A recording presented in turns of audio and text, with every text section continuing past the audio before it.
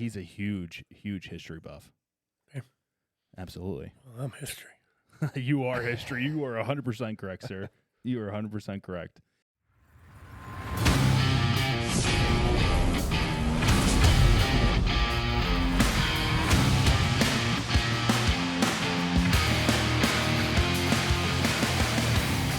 The following podcast contains real stories and raw conversations from first responders and military personnel. Some topics may be graphic or triggering. The views expressed by the host and the guests are their own and do not represent any agency or organization.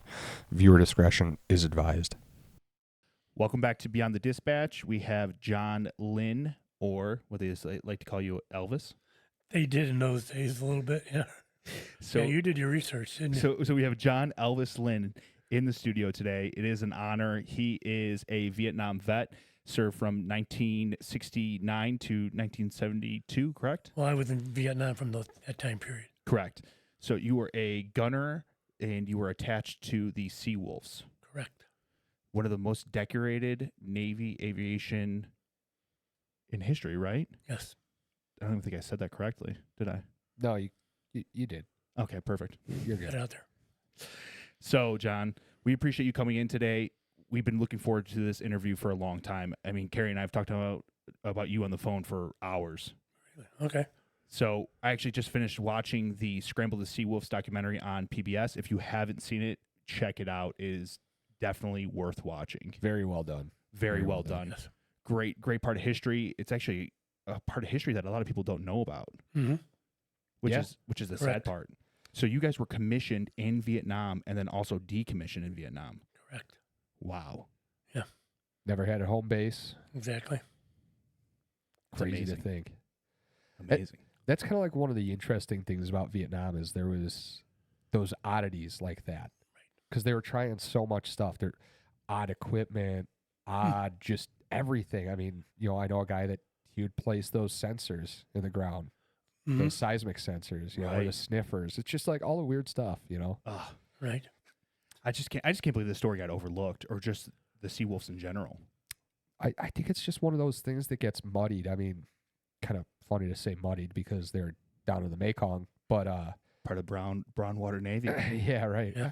I don't know. It like my take on history in Vietnam is it seems like a lot of the stuff that went on down in the Mekong isn't what makes the Hollywood movies and Right.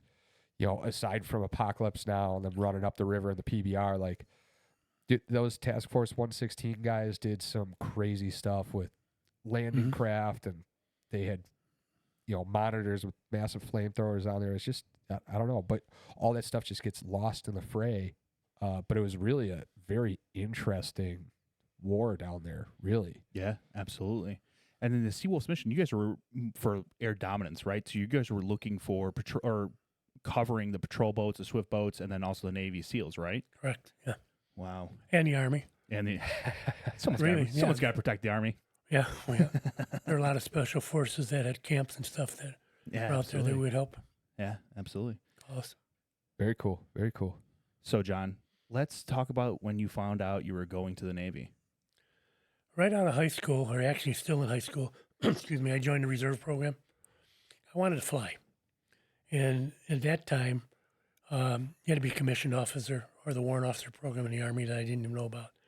And my thought was the best way to fly as a crew member was through the Navy. So that's why I went Navy. Absolutely. And what year was that? I went in active duty September 18th, 1968. So you volunteered, you weren't drafted. You know, Chris, yeah. My man. So So was the naval basic training still up in Great Lakes at the time? yes. Yeah, they had two places, Great Lakes and San Diego, California. And that, when I finally went into the active part, they gave me my choice of going to Great Lakes or San Diego. And I said Great Lakes, because right here. Yeah, And absolutely. they said I could have it. And then that night, they sent 60 guys from Chicago to San Diego. And you were part of the 60? So I wound up in San Diego. Volunteered for Vietnam my first day and every day on from that. And wound up I scored high enough on all my tests and everything to get what I wanted as far as my rate, not rank, but rate. Right. And I became an aviation machinist mate for recip engines, propeller engines. Right. And I wanted propellers instead of jets because jets are on those boats, and I didn't want to be on a boat. So I volunteered. I went to ADR and volunteered for Vietnam. And there was a squadron that had the prop engines. That was VQ-1, which is not classified anymore. Right. Spy squadron out of Atsugi, Japan. But we had a big detachment in Vietnam and Da Nang. What was the joke that your buddy told you right before we started this podcast? Well, the fact that I got into that rating, and when I got there, they didn't need mechanics for that, so I was assigned to the security and did all the ground stuff at Atsugi and in Vietnam. You know, it was standing guard duty all night and building sandbags and filling sandbags and real grunt stuff during the daytime. And then when I went back as a door gunner, same thing because of my rating. There were not recip engines on Hueys, so they didn't know what to do with me.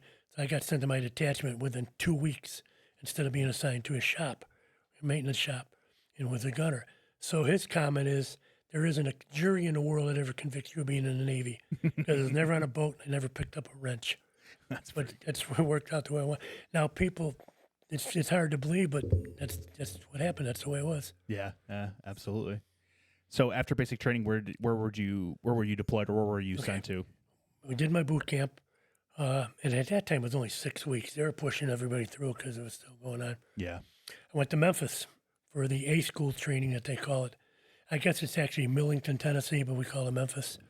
And that's where I got the X amount of weeks with the recip engine training. Okay. Which, never even used it. And from there, like I said, I volunteered and was sent to VQ-1 in Atsugi. Wow. And from there, back and forth. How long were you with VQ-1? That was a 2-year assignment. And, they call it sea duty, even if you're not in the sea, of course. Right. And, the Army goes to Vietnam for 12 months. The Marines would go for 12 and another month, 3. They got an early out. We weren't in that situation. My squadron, that assignment was 2 years. But the fact of the 2 years, I spent 14 months in Da Nang, back and forth. Because of that, I did my sea duty. I was not technically, but actually given a choice. I could have my choice of anywhere I wanted to go if there was an opening. Mm-hmm. But while in Vietnam, I heard of the Seawolves, and I volunteered for that. So I came back to Japan, right away went through some flight school. I had to get a flight physical and things like that. From there, when I was getting out of there, I went back, wound up in a couple different Army places for training. Fort Eustis, Virginia for door gunner school, which was a joke. Really? Oh, you sat behind a machine gun and fired a couple blanks, but everything was more or less on the job training when we got there. And there was maintenance, a little bit of maintenance for the engines, which again I never did use.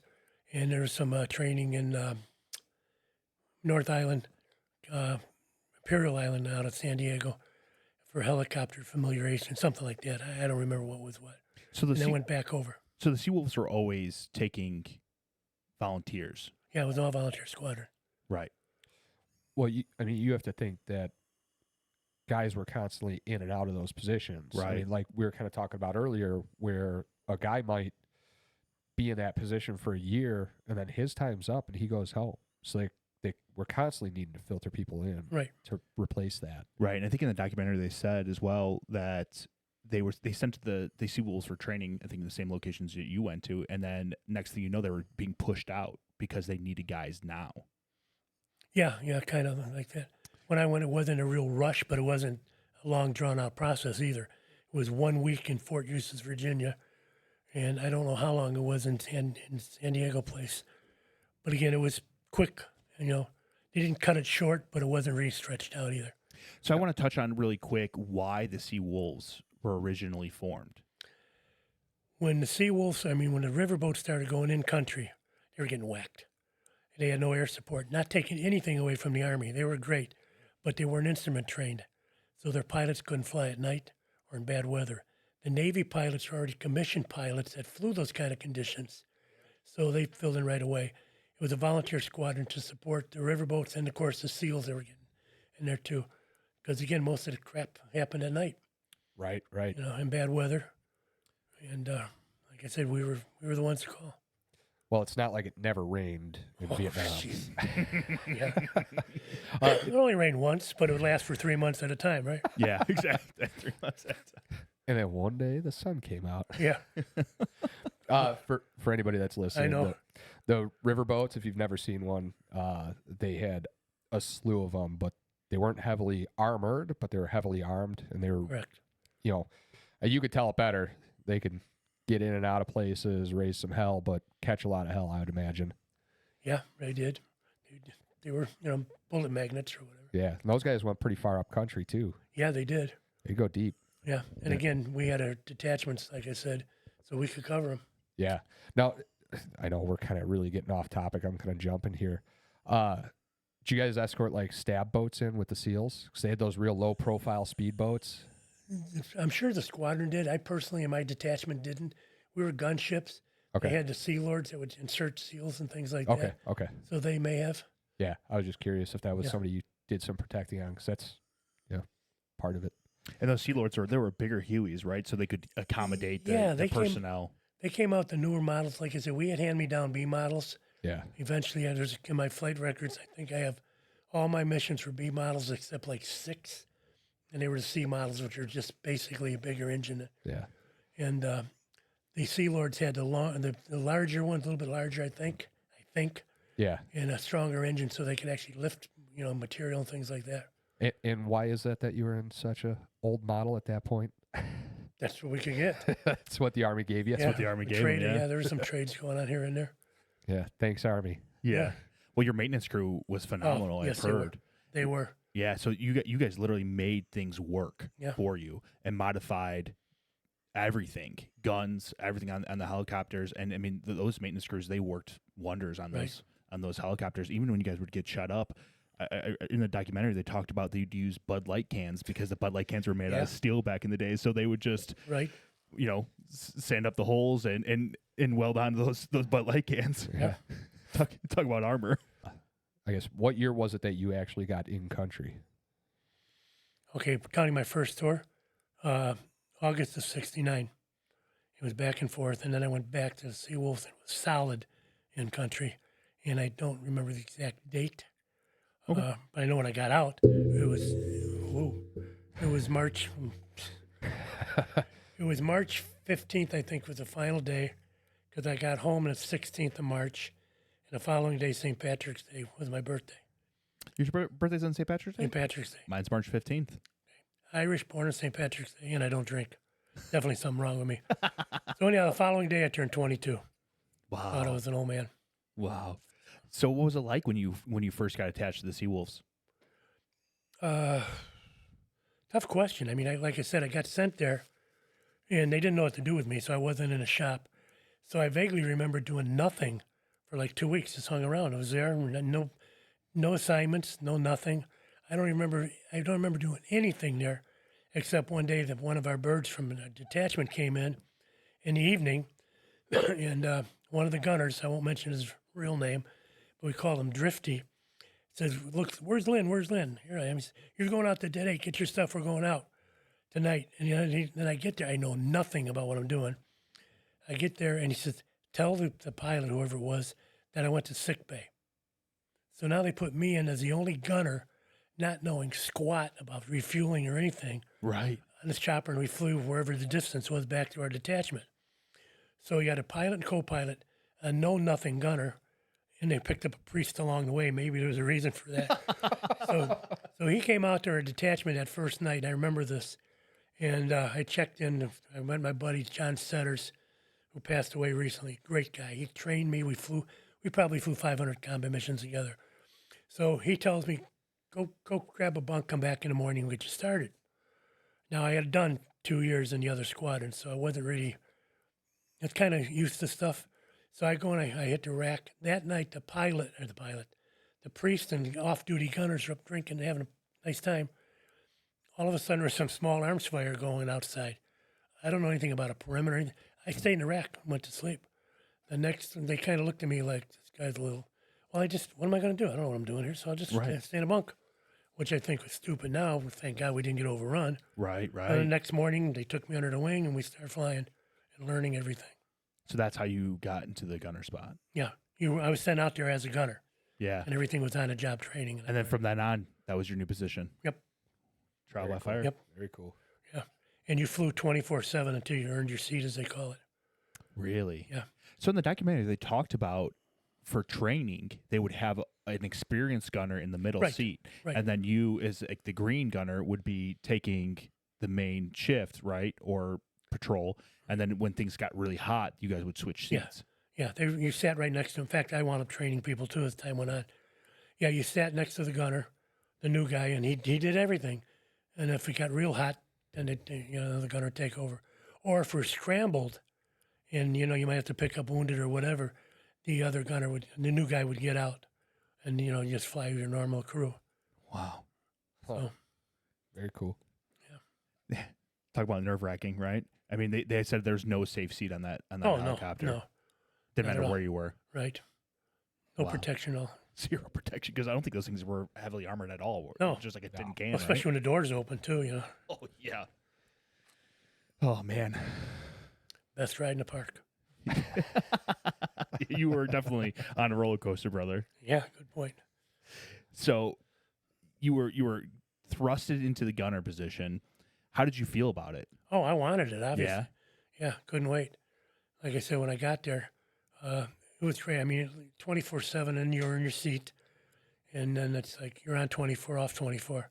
Okay. And I say the designated gunner. I would always volunteer if there was an extra spot or whatever, or if it's a holiday. Like I said, that's what I was there for, and I enjoyed it. Yeah. What were the weapon systems you guys had on the helicopter? Opposite of the Army. The Army's pilot would be on the left side. The co-pilot would be on the right side.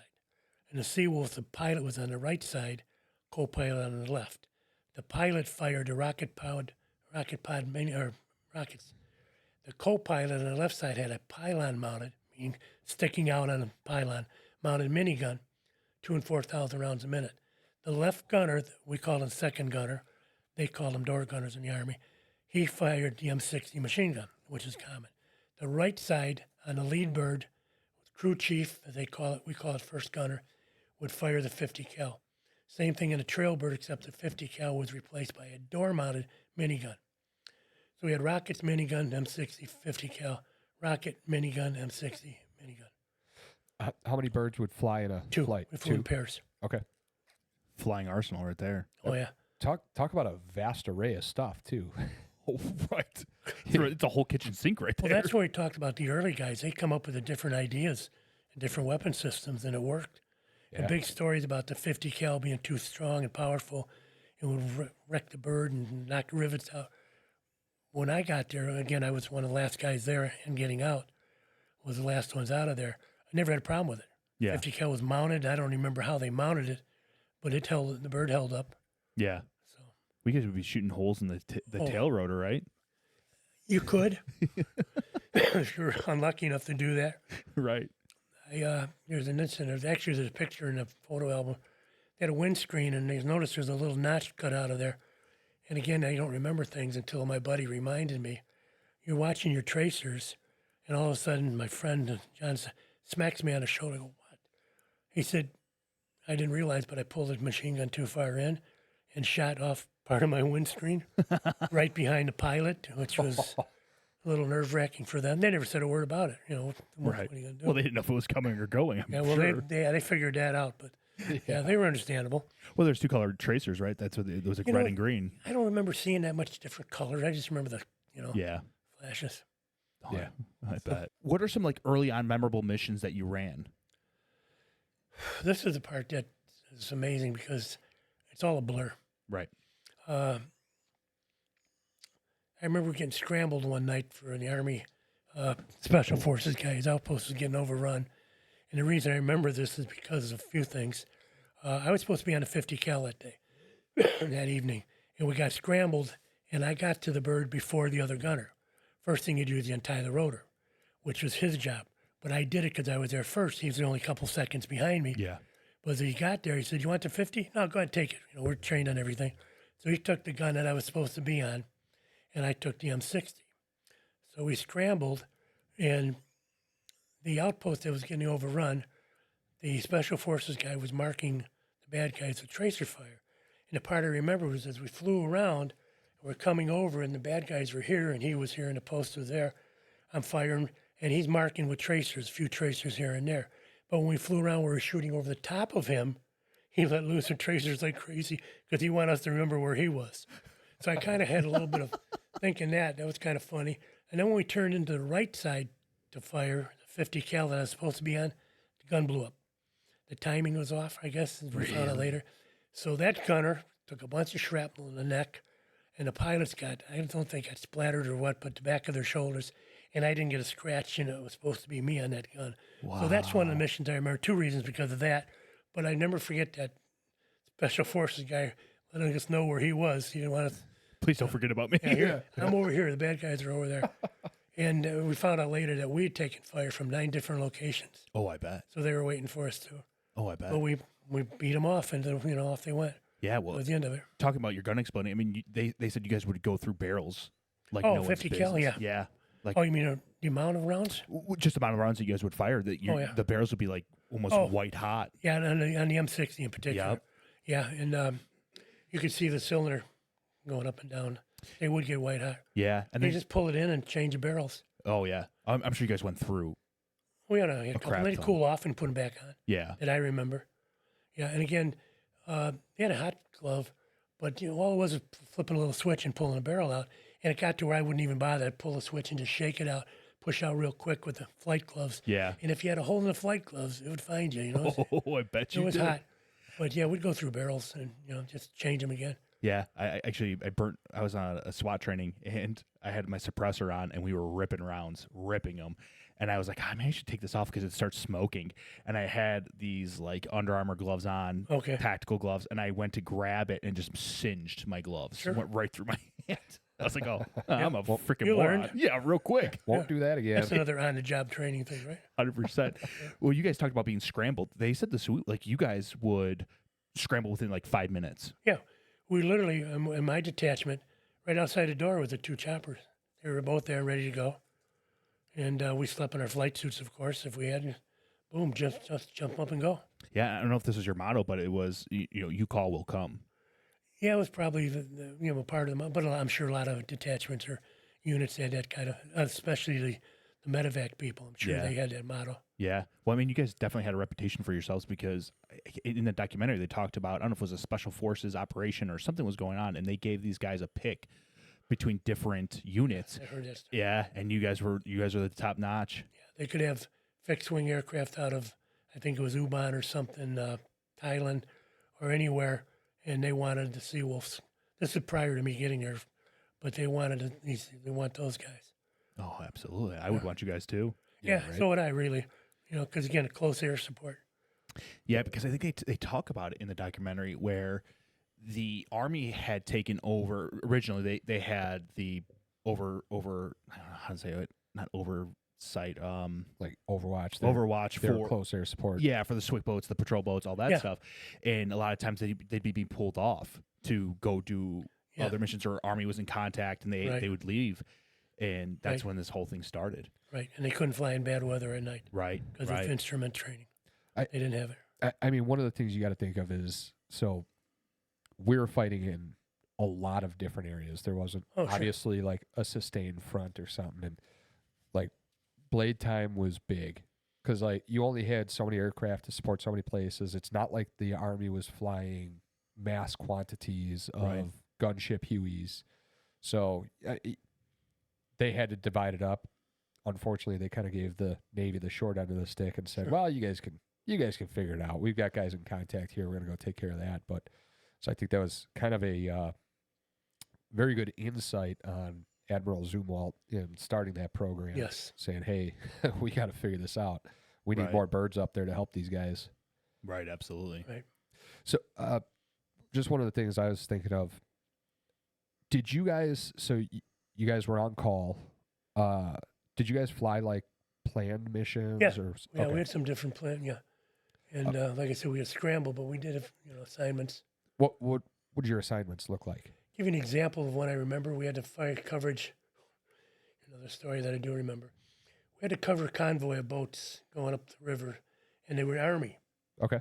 taking supplies, and it was 8 hours. Every corner they could get ambushed, every curve, and it's talk about boring. And I was on the 50 cal at the time, and this is when it was winding down. And we had a target, hardcore NVA in this area in the human force with our area of operation. And we had that target scheduled, later. So we fly 8 hours of coverage of convoy. All we did was went back and refuel and back and forth for 8 hours. And can't wait till we're done because now we're going to go shoot.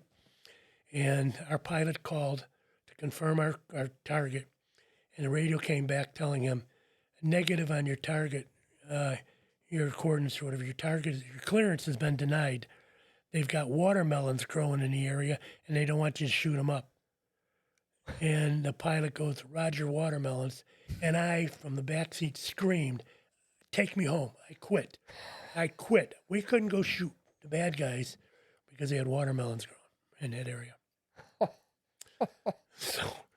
So yeah, after 8 hours of just waiting, and I wasn't too pleased with that decision, but that's the way it was. You can't make that up. No, you can't.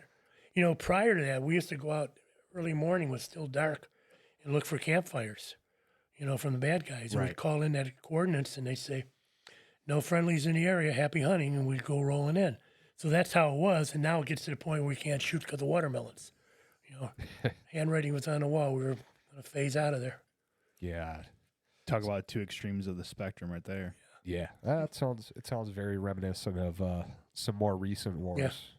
Things that were done there.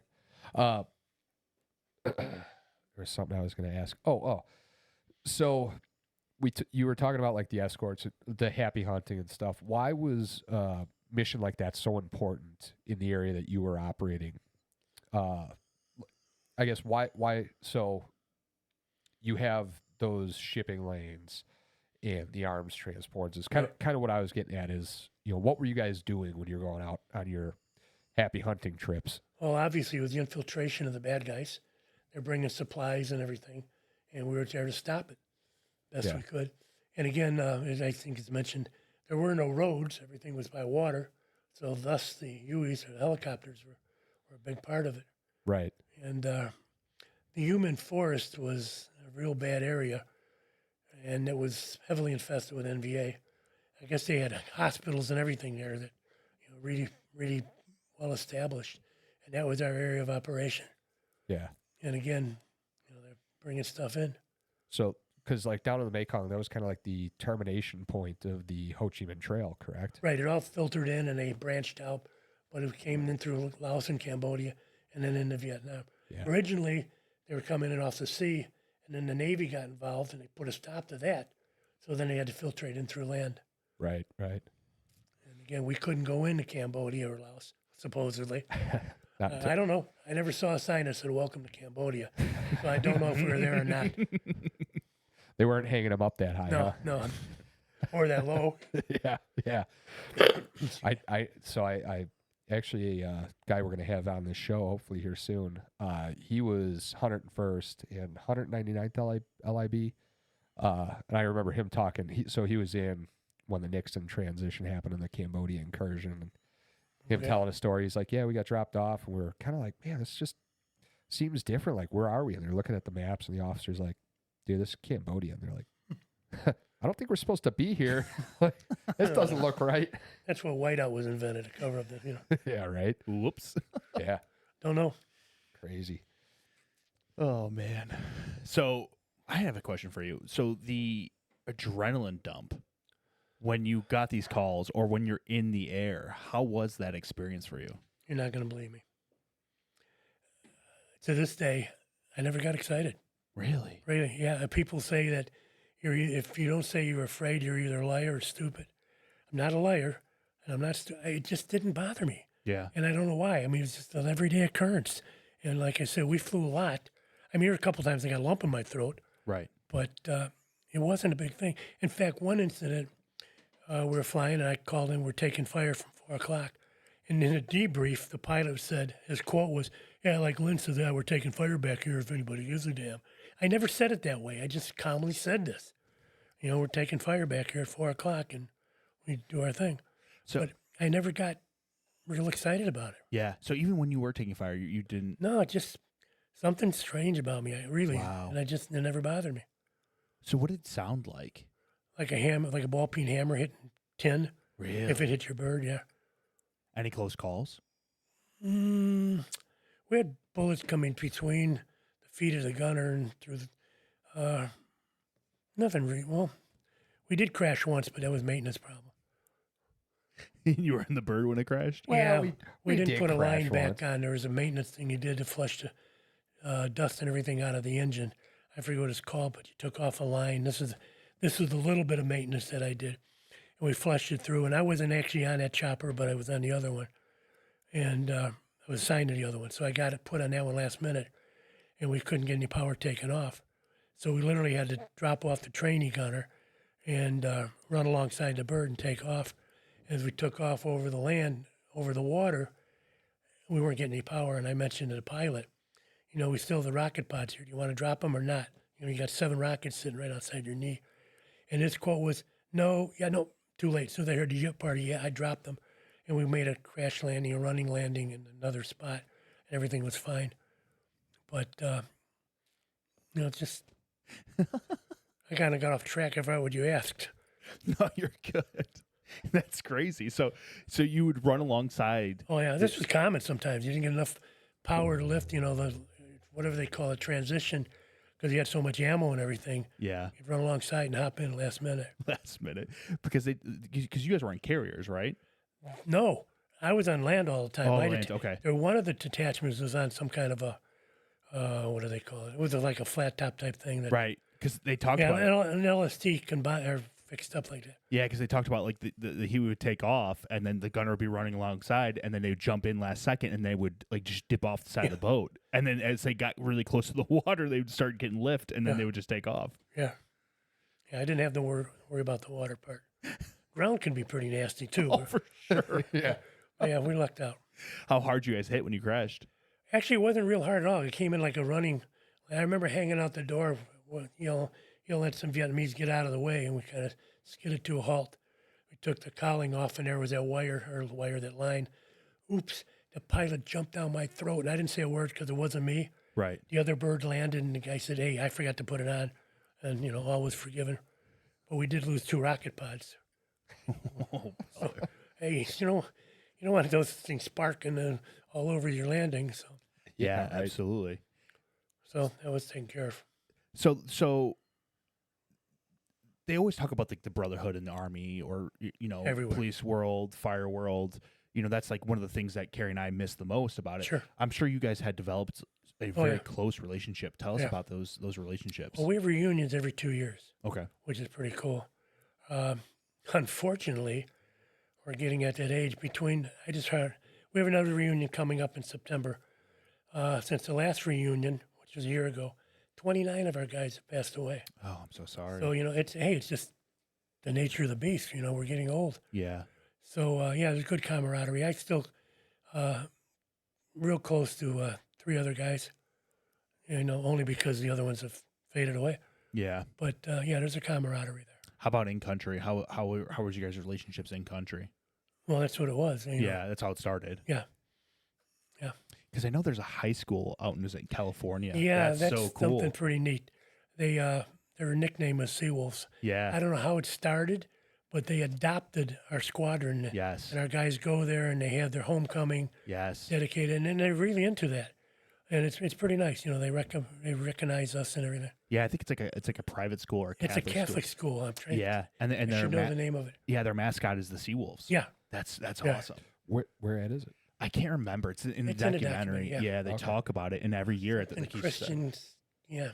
Yeah, I want to that's say pretty San cool. Diego area, but I'm not sure. yeah. Every year they have a bunch of Seawolves go out, and during the homecoming, just like Yeah. you said, it's really cool. That is pretty cool. Yeah, pretty cool. absolutely. I actually just wrote down that you guys are having a reunion in September. We gotta see if we can get out there. Yeah. Really?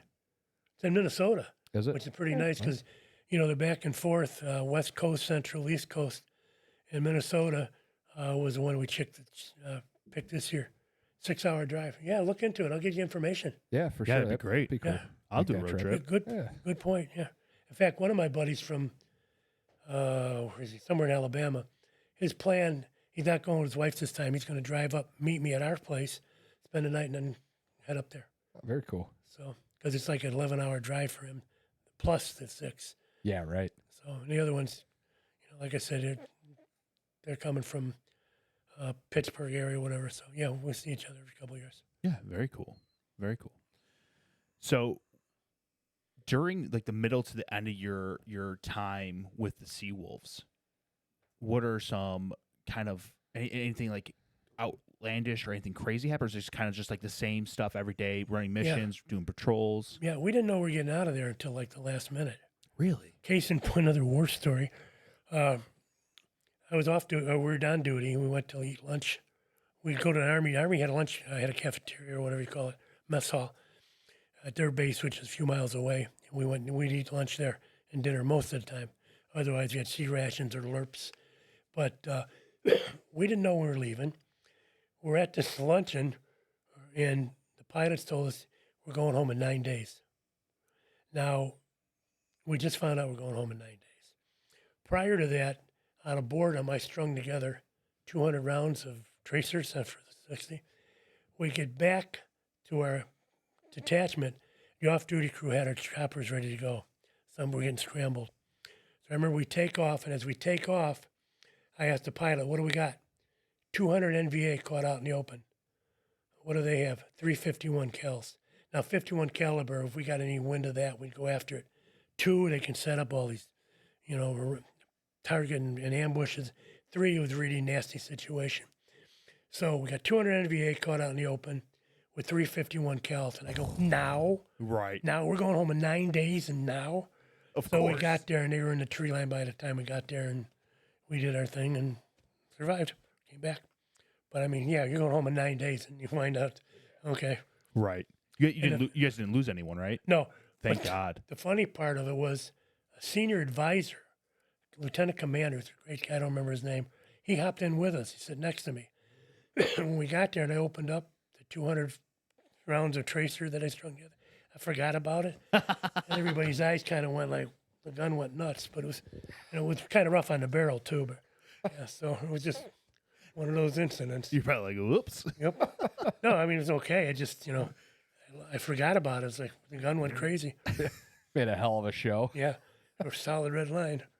Right. So you guys also worked hand in hand with the SEALs. Mm-hmm. Do you remember any of those stories that you? No, I don't. The reason I don't, just opportunity. Yeah. Where we were at the time I was there, they just didn't do anything that I know of. I remember. Yeah. I mean, I'm sure we scrambled to go for them, but most of it, different detachments had it. So I personally wasn't involved in any extraction of SEALs or insertions. Like, how much intel would you guys get? So when you were scrambled, what would be the information that was passed along to the crew? I don't know. Everything I don't know. I was a gunner. Yeah. Just go and do anything. I'm sure the pilots knew and would tell us, they'd tell us. Yeah. But, again, scramble could be anywhere, any different detachment or outpost or whoever needed us, or riverboat. Like I said, we did have assignments at times, but scramble, like I said, we just got in and took off. And the lowly gunners in the back, just get us there. You guys were, we don't care. Time to go. Yeah. You just wanted to rip off some rounds. Yeah, well, yeah, good point. Oh, man. What do you think? You want to take a quick 5? Yeah, I was going to say, let's take a quick break. All right, brother. Okay. All right, welcome back from break. Kerry has a very interesting question he wants to ask everybody. So just kind of like covering your time span, you were in at a very interesting time because you were post-TET, and then you were also there for the transition to ARVN. Correct. So how did that go? You hear stories about it. I kind of want to hear your story about how that transition went. Again, it's very simple in my case. Our detachment, the 2 gunships, they flew out the Vietnamese, or they call it the VNAF, Vietnamese Air Force, which are the cream of the crop for them.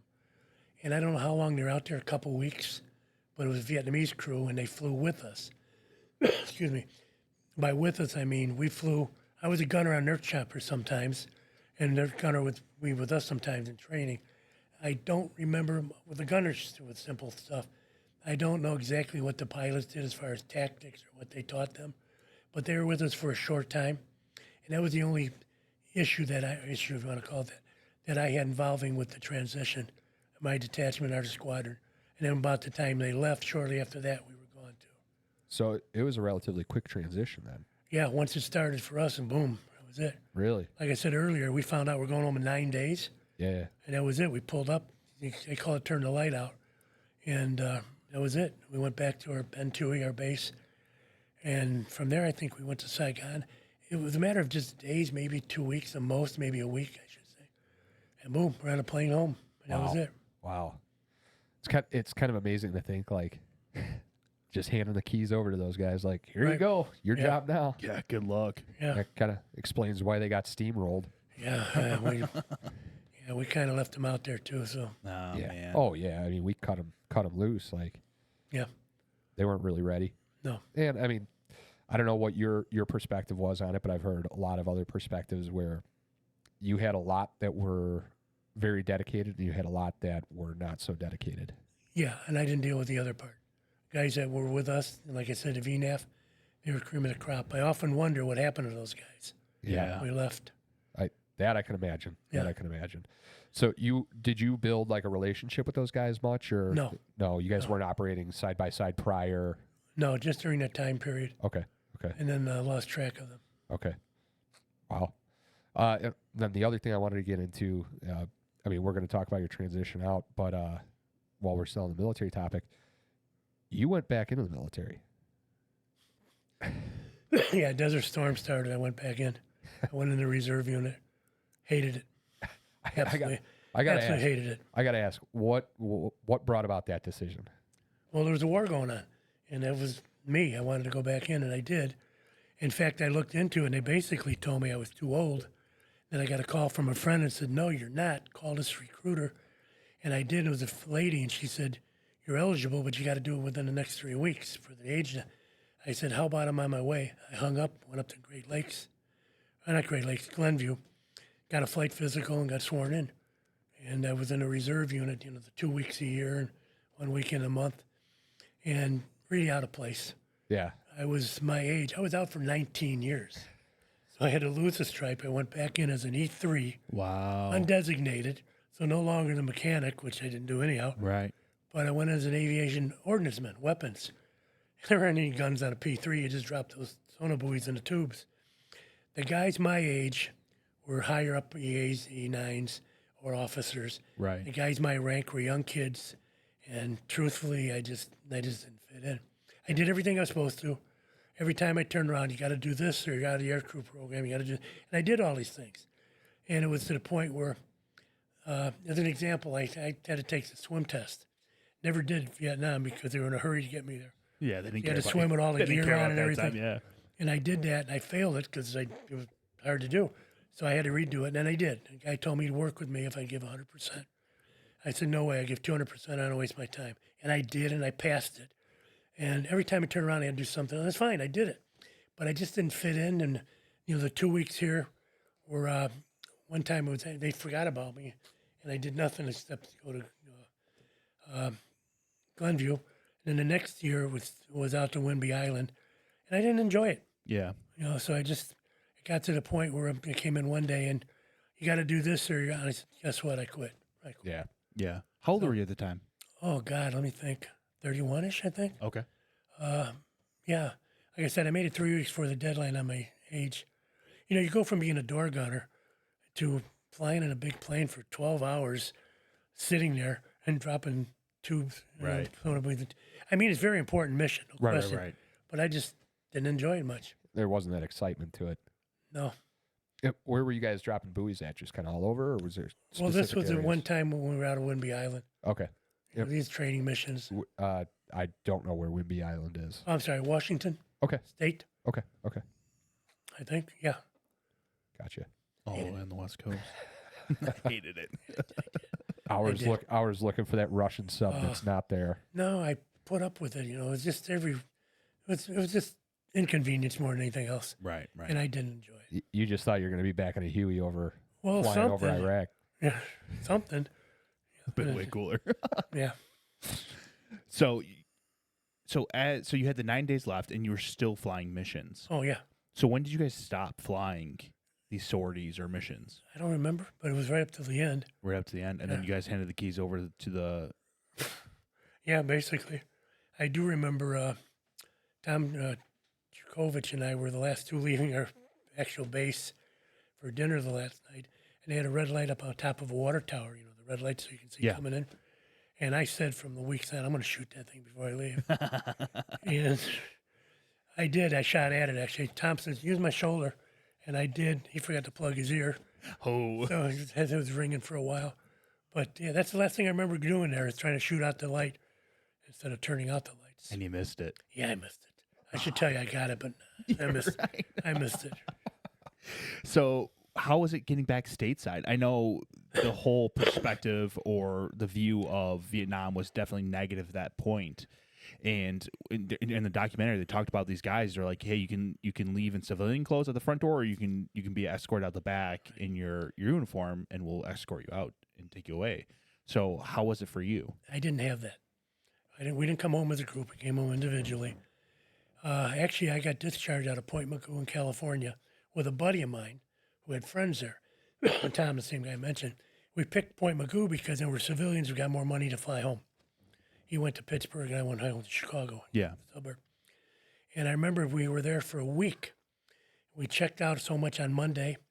We're told come back Wednesday. So we hung around his place, his friend's place. Wednesday we were there checking out more physicals. I don't remember what they did to us, but whatever. Yeah. Said come back Friday, 4 o'clock. We'll cut your orders and you can go. So we come back at 4 o'clock Friday. Now that Saturday was Tom's wife's birthday. Okay. The 14th. And she didn't know we were home. So he's going to surprise her. We get there Friday, and the paper pusher says, I'm sorry, guys, I was busy. I got to come back Monday. And I said, Tom steps aside. I said, wait a minute. So I pull the guy over, and I talked to him for a bit. And he said, oh, I'll be right back. So I said, I don't care if you do anything for me, but can you help him out because his wife might not make it through the weekend. Oh, God. So he goes, yeah, he comes back. He's got our orders and our pay. You guys are free to go. Congratulations. Good luck and out of there. Yeah. Tom looked at me and said, what'd you tell him? I told him your wife he can make it through the weekend. So we got home. He got home and surprised his wife on her birthday. Look at you, Elvis. Just making things happen. Known for my honesty, but I just had to do what I had to do to get hey, home. Listen, you hooked up your buddy. Yeah. Sometimes you got to do what you got to do for your brother. Yeah. So when you got back to Chicagoland area, yes. How was the welcome home? There wasn't one. Just here I am back, and just went on. Did nothing. I worked with an uncle for a while, then went in and became a cop. So, but you were also volunteered or voluntold to get for the fire department, right? Yeah, the fire department knocked on my door when they heard I got home and said, you're joining the fire department. So I was in the fire department. It was volunteer at the time. Right. For a couple of years. And then I went on to another department, then came back to Willow. How'd you like being a firefighter for that 2-year stint? Those are fun times in those days. This is when I first came out to ENT programs and everything. And I remember riding on the back of the fire truck, and holding on a bar. Excuse me. Kind of reminded me of hanging out the door. Yeah. So, yeah, it was good. It was a good group. Right. We have a picture of you hanging out was on the skiff, right? And you took a picture of the pilot. We'll put that up there. It's pretty cool. Yeah. You said you scared the pilot, right? Kind of startled him a little bit, yeah. Well, I tapped him on the shoulder, and outside the door. And when we asked about it later, I did. He said I could feel the weight shift. They just didn't know what happened. They turned around. Here's this kid smiling at him outside with a little Instamatic. On the way back from the mission, not on the way going. Right.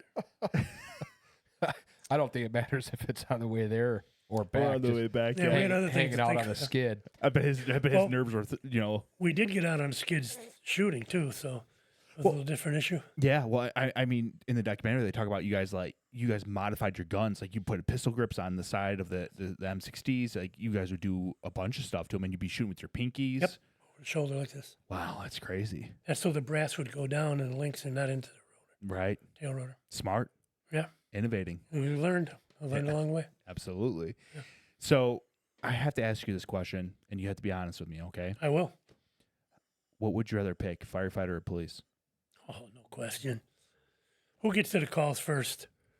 The police. Yeah, and they holler at us for parking, blocking their way. Yeah, the bunch of prima donnas. Hey, we just need those blue canaries to go in there first. That's right. I've done that a few times, yeah. I always call Carrie a second responder. There you go. I said, don't worry, we'll make sure it's safe for you guys to come on in. And just like the military, we can badmouth the other branch Nobody one else else can. Right. Oh, I would lose it. Yep. You don't talk shit. Same to thing the, with fire and police. Yep, absolutely. You don't talk shit about the fire department. Only No. we can. Because those are the guys that are going to save our lives. Good point. Yep. Yeah, absolutely. So, when did you what occurred in your life that made you want to go to the police side? So, you were a firefighter for 2 years, volunteer. So, what kind of got you that bug of law enforcement? I'm sitting at home, and a buddy rolled up and said, "Let's go to Moraine Valley College. We'll play hockey." So I looked at this roster or whatever, and law enforcement caught my eye. And I decided, because people told me as soon as I got home, you should be a cop. I had enough of guns. I didn't want to do anything with it. Yeah. But, the idea of that first responder stuff, I guess. So then I decided to be a cop. Yeah. So I went to college for 2 years, and I tell everybody I majored in hockey and minored in law enforcement criminology. Well, you definitely majored in hockey. I mean, before this interview, you told me you were playing hockey until you were 70 years old. Yeah, not well, but I'm still playing. Yeah, I enjoyed it. I really miss it, but injuries and stuff caught up with me. Oh, they definitely do. Yeah, they definitely do. So, how was your police career with Willow Springs? How most people will go up the steps of a ladder? Mine looks like the heart monitor up and down. I went there as a part-timer, got hired in another town, full-time. Then they cleaned out a bunch of garbage in Willow Springs. I don't need to get into that. A lot of corruption. Gotcha. And I came back as the chief. Okay. And then the other side decided, or the mayor, they want to replace me with somebody that was shady. So I wouldn't go along. And so I got fired, got my job back as patrolman. Then eventually, the rank went from back to chief to patrolman, and then I was acting chief again, and then it was back to, anyhow, I retired as a lieutenant. Okay. I went through actually I was a lieutenant, and their chief came in and removed my rank, dropped me to sergeant, which you couldn't do. Right. So I sued and won my case back, and I actually was lieutenant, and then I was acting chief again, and then went back to lieutenant, and that's when I retired. Okay. So it was like I said, up and down like a heart monitor. I was going to say, yeah, that sounds like a heart monitor. Total of 31 years. So 31 years. Yeah. And you retired as lieutenant. Yeah. But I worked the street every day, even though I was a lieutenant or even as acting chief. I always respect those guys. We had a commander when I was in patrol. It didn't matter. If it was like a hot call, he's running out of his office. Yeah. And I always had a great respect for those guys. Because there's the guys that lead from the back, and then there's guys that lead from the front. Right, exactly. And I think a lot of those military guys always lead from the front. Good point. Yeah. Yeah, absolutely. Thinking of the military guys around when I was on the department. Yeah. Yeah, I have a sergeant who's one of my really good buddies. He sergeant, when I first got hired on, definitely gave me a hard time, but for the right reasons. Mm-hmm. He was trying to teach me things. I have a picture. Work? Yeah, absolutely. Absolutely. Well, not so well because I got shot in the face, but it's a long story. Yeah. He didn't teach me how to dodge those bullets, but yeah, he was a Marine. I mean, his favorite color to eat was red. The crayons. Okay. So yeah, they didn't have many of those when I was in. Yeah, for sure. It's a new thing. But yeah, he was one of those guys. If we had a barricade subject, he's the guy that he wanted to be the first one through the door. Been there, done that. Yes. Yep, absolutely. So even if he was a sergeant, commander, I mean, even as a commander, he would still run out the door. And those guys, I definitely have a lot of respect for. Me too. Yeah. So how was leading as a lieutenant? Well, during your heart monitor, how was leading these guys? They kind of respected me. Yeah. I was on the street all the time too, and they made comments that Lynn will get him. There's a chase going on, Lynn will catch him, things like that. So you were a shit magnet. Yeah, bullet magnet. Bullet magnet, shit magnet. Yeah. Yeah. That followed you from Vietnam to your police career. Yeah, good point. Yeah, I never thought of it that way, but you're right. So I left it all on the street, the way I put it. Right. Well, I feel like that's how this job will take a lot from you mentally and physically as a law enforcement officer. I feel like you had that mentality. I mean, even from Vietnam, where you said you were going out on these missions, and a lot of these guys, they were saying, if you're not scared, you're lying or you're stupid. Mm-hmm. And that's not your mentality. So you were able to kind of take that in stride in your law enforcement career. Good point. Yeah, absolutely. And speaking of careers, it's not just me. tons of guys are like that. You know, we just Yeah, absolutely. did our job. No, absolutely. Do you have any advice for anyone who's kind of looking to go into law enforcement, or actually even military in general? We'll start with military, and then we'll transition to law enforcement. I know that's a hard question. So It is. yeah, Nowadays, somebody asked me recently with all the cameras and everything, what would you do different as a police officer? It's nothing. yeah, You do your job. Yes. You arrest the bad guys. You treat everybody fair. yes, That's it. As far as going in the military, it's a tough call. Granted, we're not in we are in different rough situations. I have a grandson as an example, and I never talked to him about it until he started asking questions. And he's not interested in it, that I know of. But if he was, I would press him to go into Navy, and become a dental officer. Because yes. learn something, get something out of it. And people, think dental, they're just pulling teeth. No, there's a lot more involved in So that. much more. Yeah, go in, become an officer, and get into a field that you can use later. Transition into the civilian That's world. the only advice I'd give them. Yeah, because I know a lot of guys are like, they want to go into the military, but they don't know what they want to do with their lives. Right. And they're like, oh, I'll just be a grunt, or I'll just do this, or I'll just do that. And I'm like, well, then Yeah. you also have to think to yourself, how is this going to transition into the civilian world? Right. So like intelligence, that will transition to the civilian world for sure. But yeah, dental or anything like as an officer, I mean, you Yeah. put that on your title, it's gonna Get something out of it, too, other than just while you're in there. 100%. Like I said, when I applied for unemployment that time, what are you doing in service as a door guard? We don't need any of those. I would not advise anybody to do what I did, as far as, Yeah, So, but again, different world. yeah, it's definitely a different world. Well, John, we appreciate you coming on. Oh, we you're welcome. appreciate you sharing your story with us. We appreciate everything that the Seawolves has done. Hopefully this gets a little bit more traction and more people realize and understand what the Seawolves have done for this country. And I know Vietnam back in the day, you guys didn't get a lot of credit, but we definitely appreciate everything you guys done. Oh, you're welcome. Like I said, wouldn't have it any other way. Yes, sir. Well, we appreciate you guys tuning in. We can't do anything without you guys. Please like, subscribe, share. Carrie, you have anything? I was just going to say, if you guys haven't checked it out, check out the documentary Scramble the Seawolves. Very well done. A lot of good stories, a lot of good information. If you want to learn more, we watched it to prep for this interview, and it was good. It was eye-opening. True American heroes. You're a badass, sir. You were. And we appreciate you serving our country and doing what Likewise, you you guys guys. did. Thank you so much. Catch you guys the next time.